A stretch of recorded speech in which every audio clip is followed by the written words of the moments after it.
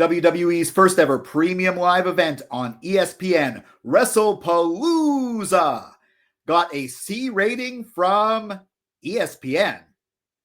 That's not how corporate synergy is supposed to work. But did I rate the event any better than the network that carried it? Let's find out. This is my review of WWE's 2025 premium live event, Wrestlepalooza. Welcome to Silo Voice Wrestling on YouTube and the Silo Voice Wrestling podcast, wherever you get your podcasts. I'm Jason C. McLean. I'm recording this Monday, September 22nd. It's around 6:45 p.m. Eastern, and Raw starts at 7.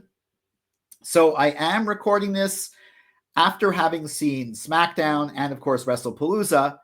But even though this is coming out after Raw, at least most of it will be recorded before I've seen Raw, because I might start Raw on a bit of a delay. I'm going to try and not let what happened on Raw influence what I say here. So let's start at the beginning.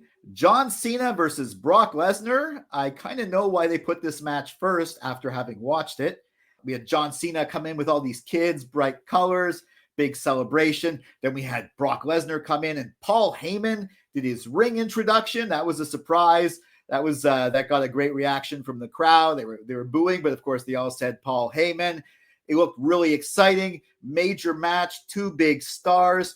First match of the first show on ESPN. The bell rang, and we got an 8-minute prolonged squash match of John Cena on his retirement tour.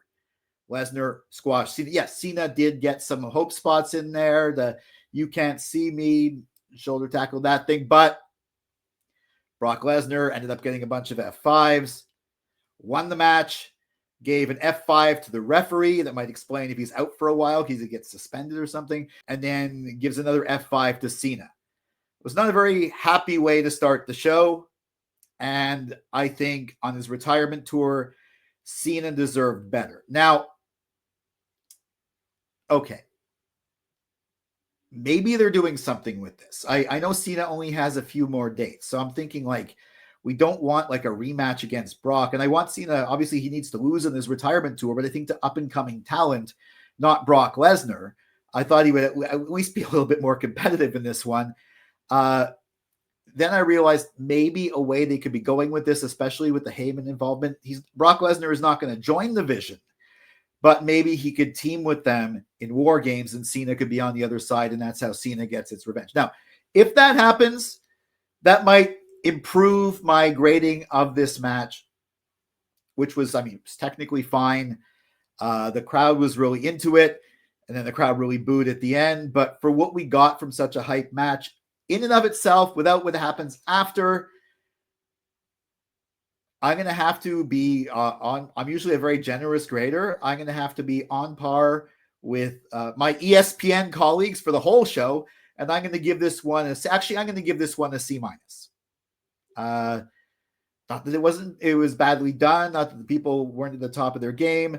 It did tell a story, but it told, I think, the wrong story. Now, again, if for some reason, or if we do end up leading to a War Games match with this, with Cena and Lesnar, Cena gets his revenge, it might increase my grade here. But in and of itself, I was not that impressed with the first match. I did not want to see John Cena get squashed by Brock Lesnar near the end of his retirement tour. My thoughts anyways. Next up, the reunited Usos, Jimmy and Jay, versus the Vision's Bron Breakker and Bronson Reed with Paul Heyman, otherwise known as the Bronnies to some people, with special guest referee L.A. Knight. Yeah. Pointing anyway.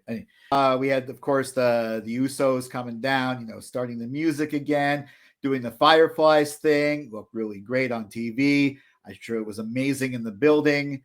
The Bronnies were with Paul Heyman. L.A. Knight was there. It's funny, L.A. Knight said he's not going to, he's only going to ring the bell when he counts 1, 2, 3, or someone says, "I give up."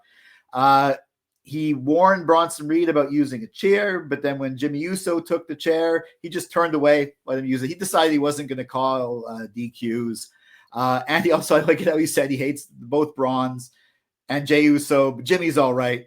So yeah, it was an interesting dynamic. Of course, this like sort of de facto became the weapons match, tables match. There were table spots. It was good, but then I'm pretty sure we would have had the same end, but it would have maybe been a bit different.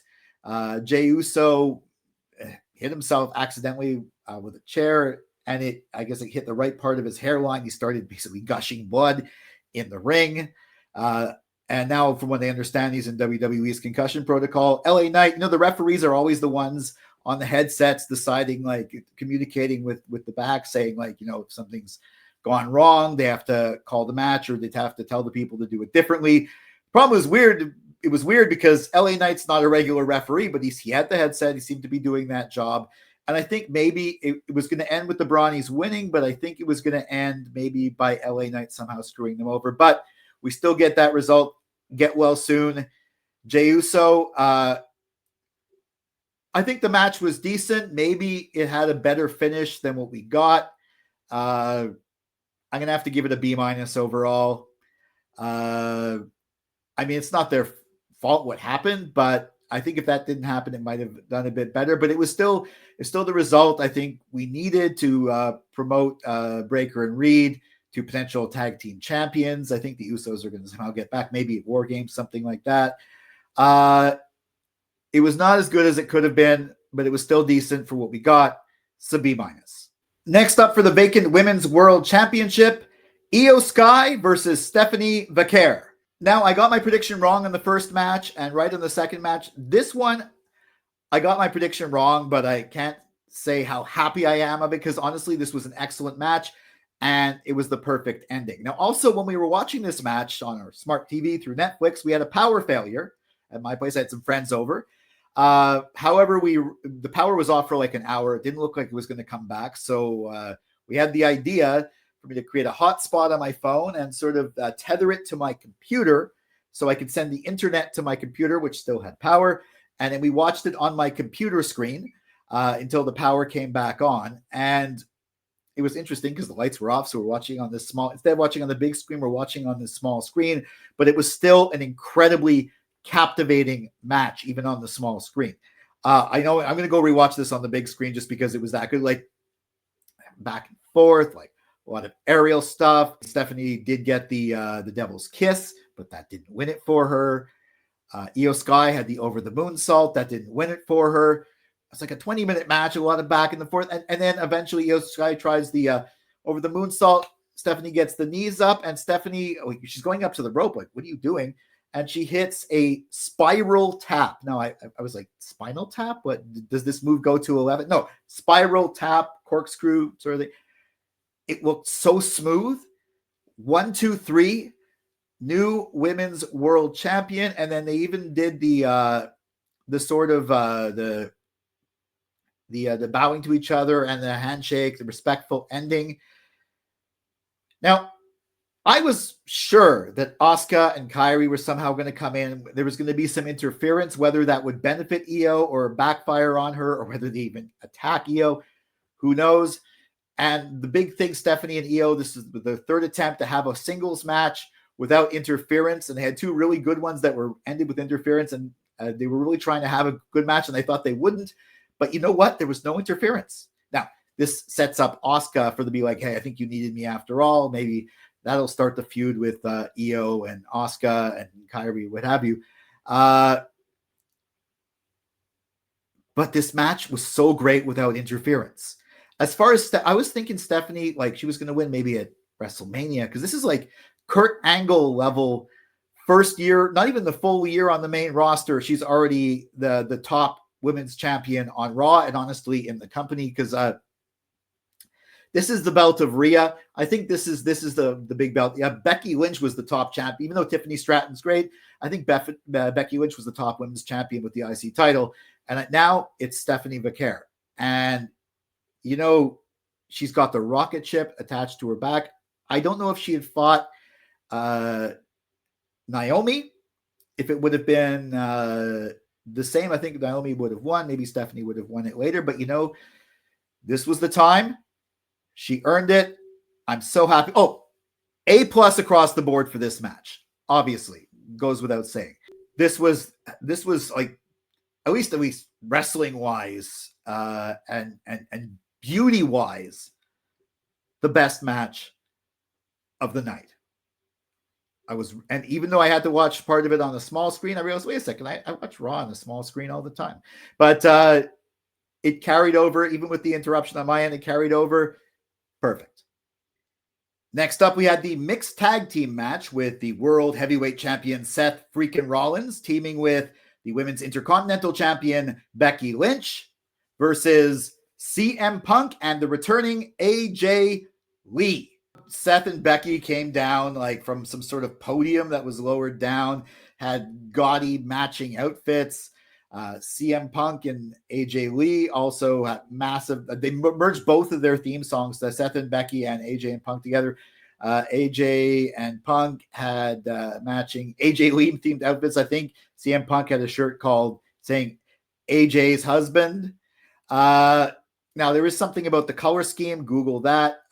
Props to both teams for the color selection there. This match, this was fun. This was a really fun match to watch. It was really, really well put together. They really made AJ Lee the star. Like, I mean, I love just the in-ring storytelling, the in-ring work. It was excellent. They started off with, AJ Lee was tagged in, but then Becky jabs Punk and tags out. And she wants to clearly fight Punk or have Seth fight Punk because she knows Punk won't hit her back. And she's running away. I haven't seen WWE do this in a while where there's the hot tag, but the referee doesn't see it. It's been at least a few months since they've seen that. They did that. AJ Lee got the hot tag. You have Jessica Garr pushing her back. No, you're not in. And then they're beating on Punk. Eventually, AJ Lee does come in to the massive crowd pop, huge hot tag, fighting around the ring. At one point, they're doing it was kind of unclear. When it was clear it was legally AJ and Becky who were the ones in the ring, but of course they were interacting with each other. There was at one thing, I think Punk or Seth is gonna try and pin Punk or something. Like he's not legal. That doesn't work. I'm shouting at the screen, bro. But my brother was like, Jason, they know that it's just obviously that's not going to be the end result. AJ Lee got the Black Widow on Becky, and Punk got Seth in the sharpshooter. And at one point, I think Punk had Becky in the sharpshooter because if she wanted him to hit her, he didn't hit her, but he got the move. The first time, Becky wanted Punk to hit her, and instead he blows her a kiss and tags AJ, but that was near the beginning. Eventually, as it should be, there was a spot on the announce table where AJ jumped from one table to the other, knocked out Punk and Seth, and sort of herself. Becky brings her back in the ring, so the two guys are not a factor anymore. And then eventually there's an attempted Black Widow that's turned into a manhandle slam, kick out, false finish, this, and eventually AJ gets Becky in the Black Widow, and Becky taps out, which is her first time in several years. There's a funny thing on social media where Becky was saying that she didn't tap out because there was a bee. She was swatting at a bee. And Jessica Garr, the referee, responded, no, you did tap out. And I'm not the only one saying it. Other people are saying it. Little joke there. I did predict that AJ Lee was going to pin Becky Lynch. I wish I had said was going to defeat Becky Lynch because technically my prediction is only half true because she submitted her. But again, I was not that familiar with AJ Lee. I only learned in the following days that AJ Lee's main move is the Black Widow, a submission move. And it's a really complicated looking move. Seth and Becky were sold things perfectly. Punk was great in this match. Actually, Becky really shone in this match. Becky's really good at putting other people over as the heel. But of course, AJ was the star of this match, and I'm pretty sure she's going to go on to challenge and win the Women's Intercontinental Championship. But this was A+ for this match as well, too. This was the fun, well-organized match of the night. I wish it was the main event. This really was the match everyone was waiting for. It was incredible. It was really fun. Then we got the Undertaker, the biker taker, because he doesn't wear the whole goth outfit anymore. And he sat down next to Stephanie McMahon, who was at ringside, and told her she's going to be the first inductee for the class of 2026 in the WWE Hall of Fame. And maybe she's a really good actress. I think she was genuinely surprised by that. Nick Khan was there, probably brought her out for some reason, didn't tell her what it was for. And cool, deserved. I don't think she's the first McMahon I think Vince Sr. or maybe Jess McMahon are already in the Hall of Fame. But famously, her father never wanted to be in the Hall of Fame. Her husband went in last year. She's definitely deserved. Not so much for her in-ring stuff. I mean, that match at WrestleMania, the mixed tag again with her and Triple H versus Kurt Angle and Ronda Rousey was good. But for a while there, she made herself back in the 90s like women's champion.